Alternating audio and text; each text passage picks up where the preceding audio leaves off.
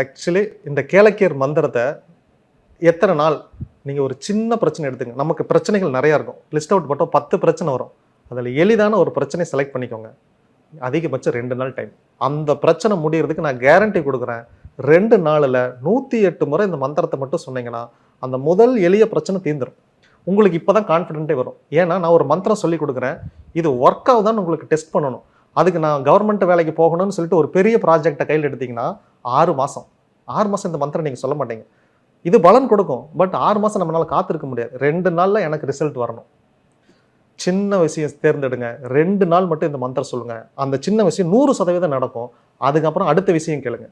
அதை விட பெரிய விஷயம் 4 நாள் டைமிங், 6 நாள் டைமிங். அதுக்கப்புறம் உங்கள் லைஃப் டைம் டார்கெட் அவர்கிட்ட கேளுங்க.